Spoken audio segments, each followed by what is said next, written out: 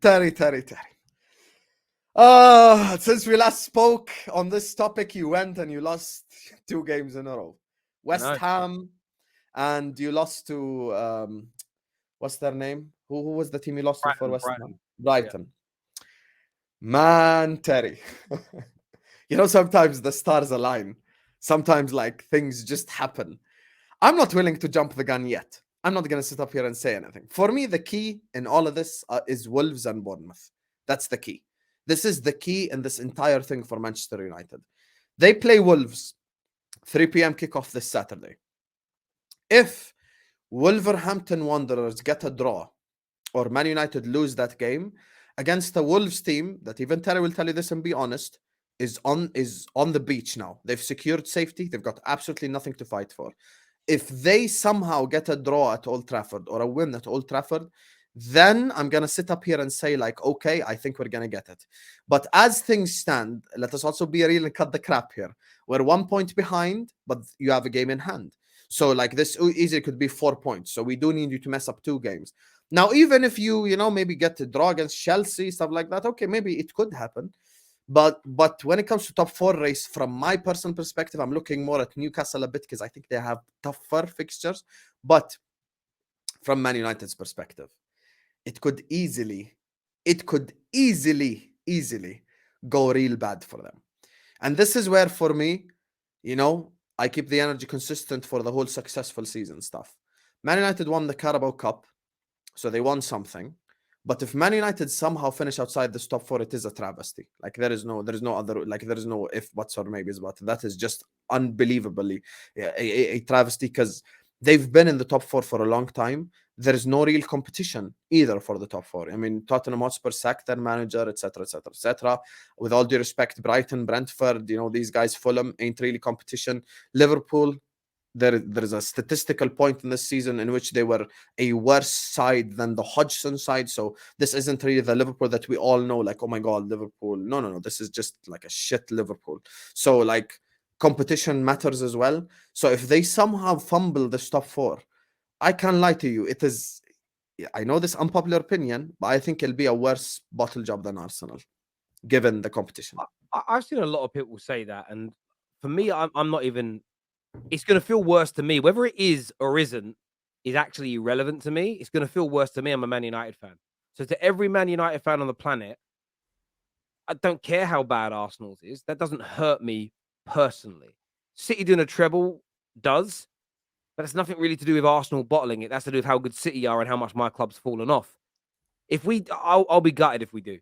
And our home form has been imperious since the opening day of the season against Brighton. We've had a couple of draws, but we've been very, very good. And even against Villa recently, I was more worried about that game than I was going away to West Ham. And we should have scored more goals, but we were a very dominant team. I think if we beat Wolves and kind of blow the cobwebs away of the last couple of games, I think we'll be okay. I think, we can beat Chelsea at home, we can beat Fulham at home, but we need to beat Wolves because if we drop points, and though we've still got a game in hand, you guys can overtake us. We draw and you win.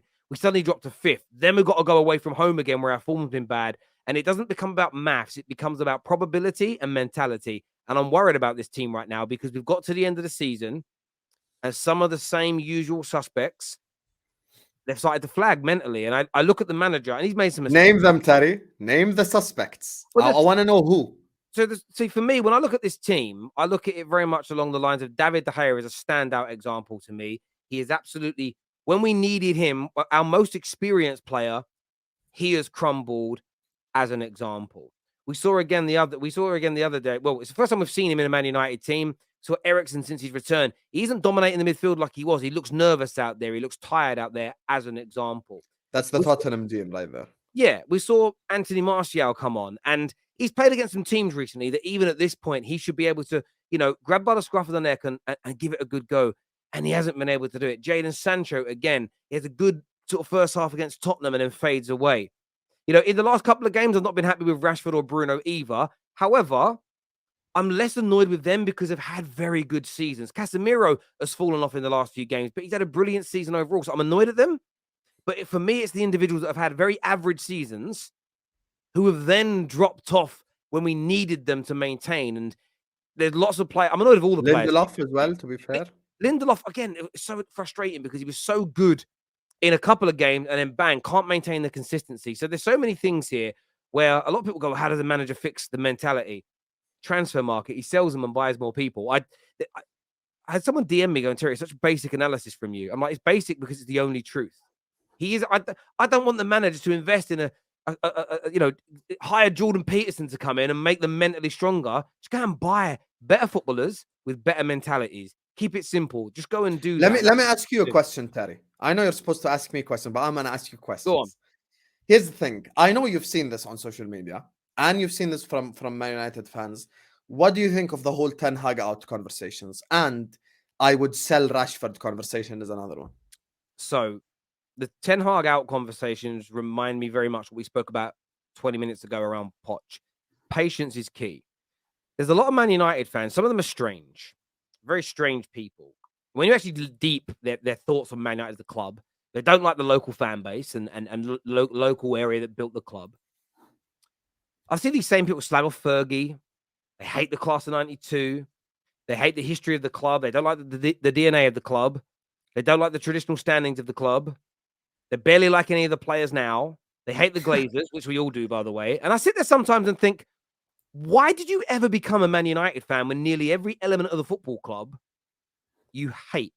Like, legitimately, it makes no sense to me.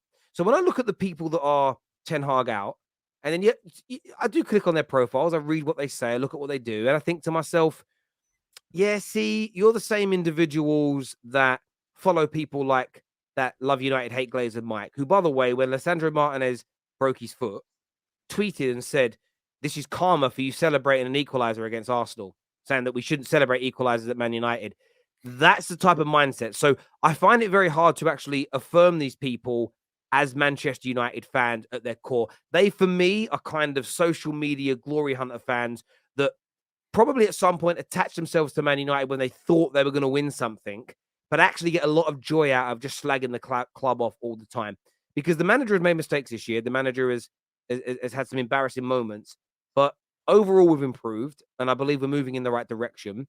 We haven't had a catastrophic year. We have won a trophy, but I don't know if some of these fans will ever be happy. And I'm saying, I think if we won the league next year, but did it on 85 points, they'd moan that it wasn't high 90s.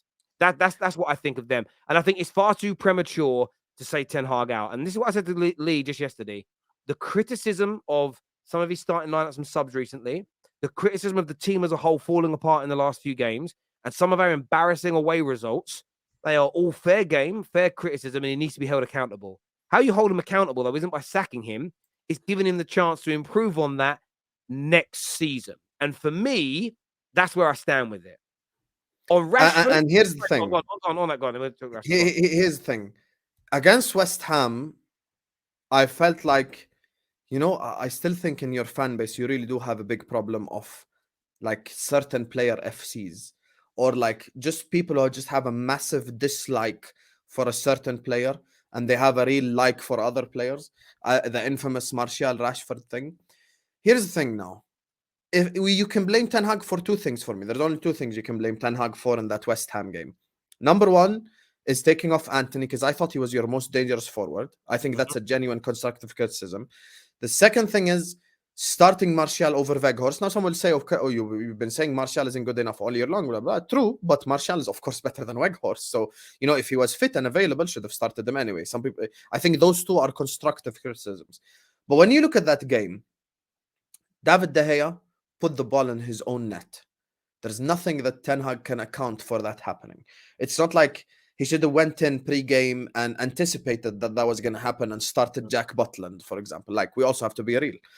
When you look at Martial that Terry mentioned, he came on, should have scored the header immediately. Marcus Rashford, horrible performance. Malacia, horrible performance. I don't think Bruno was that bad personally. I was actually defending him a little bit against some Man United fans because I just feel like Bruno has become a little bit of a scapegoat a lot of the times, and I can't stand Bruno. It's been well documented how much I hate that guy. But he did create your most dangerous chance. Martial scored that header, or at least put it on target.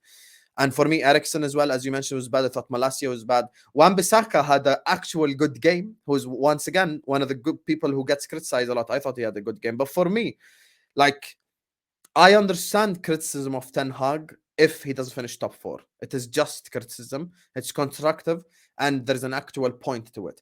But if you say Ten Hag out, like, do you not see a future at all with this manager? And if you are Ten Hag out, then the infamous question will be, who do you want in? Because if you want Ten Hag out, and then you bring me a Pochettino as your example of a solution, then you truly just have lost it, because it's just two sides of the same coin, for example. Do Like, you know what? for, Where you're right. God. Sorry to interject. Where you're right on the player stuff is, I think this is the way human beings are built now, but it's so present in football. It's crazy. People are very they're driven by ideology, and it's a concept of what a real footballer looks like, or how I want to see football being played, or what I consider to be a good footballer, and that goes above and beyond their support nowadays of their team and their club. In terms of Man United have never played football how Ajax and Barcelona play football in our history. We've played brilliant football, but we never played it like that. So that's why I hate the fact we don't play like that, but we've never played like that. So why did you support Manchester United?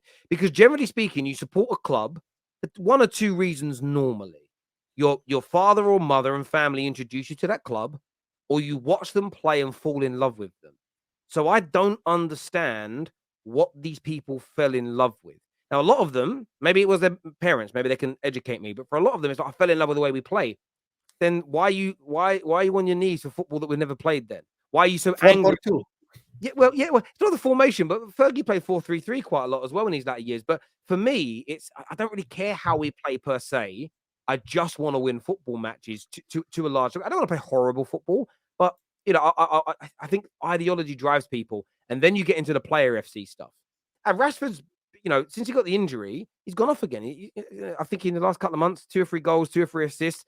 Not terrible, but not great. My feeling as a Man United fan is, well, who's stepping up when he ain't there? Rather than focusing on, Rashford's let us down again, it's like, well, what about the players that weren't scoring when he was, that are still not scoring and assisting? That's my bigger focus. A lot of people I see say Sancho's better, Martial's better. If they're better and they don't deliver as regularly as him, that's a bigger problem. I used to get into a lot of arguments with people. Well, Terry, you're much harsher on Pogba than you are McTominay, because Pogba's 10 times the player. So I expect more from him. Teachers at school are much harder on the bright kids than they are the ones who are a little slower. And that's not a dig. It's the reality, because if someone does struggle and have learning difficulties, I had dyslexia. So my English teacher was a little bit more, so when I used to do tests, not even my English teacher, when I used to do tests in other subjects, I was allowed spelling mistakes. I had a leniency against me. People that didn't have dyslexia didn't have that same leniency.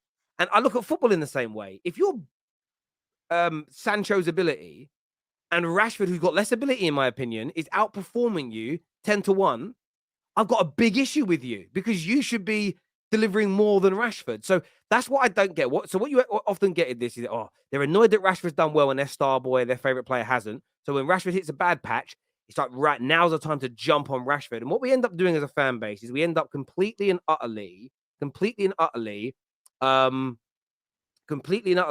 away from talking about the team, and we focus on biases. But there's a comment here I want to go to. It says, Terry, you're a hypocrite. You criticize Jose over and over again for his style of play. Go back and watch the videos. I always said to you back then, I'll take substance over style every day of the week. But if you're not winning with the style of football, what's the point? So my reasons for wanting Jose out were not really driven around his style of football. It was for losing the dressing room and the fact that the ownership weren't backing him and we were crumbling. So zero hypocritical comments from me. His style of play wasn't a real big concern to me at all. It was his behavior and the breakdown in the dressing room that he actually moved on from. Did I want better football than Jose? Yes. But was it a driving factor as to why I wanted him out? Absolutely not. And I sat on streams. I even did a stream with Flex at the time where I turned around and said, mate, listen, I'll take Jose's football every day of the week if we're winning the most amount of trophies. I don't care. So that's completely and utterly false, my friend. I never The said style that. of football only works against you if you're not Yeah. winning. Like if Antonio Conte, prime example, last season versus this season. Let's not act like Antonio Conte was was playing Barcelona 08-09 football last season. Like, no, he wasn't. But because he got the goal of top 4, Yeah. I was like happy. No. Now they drop out of top 4. They haven't won a trophy. They're like, oh, the football's shit. Okay, the football's shit, but you knew this when you got Conte. No, So for me, if I you agree. win trophies, you achieve what you want to achieve. You achieve what you set out to achieve. No one would give a shit about football. But if you don't, it's just the matter of style only works if you're unsuccessful. If you're unsuccessful, you'd rather play nicer football, if you would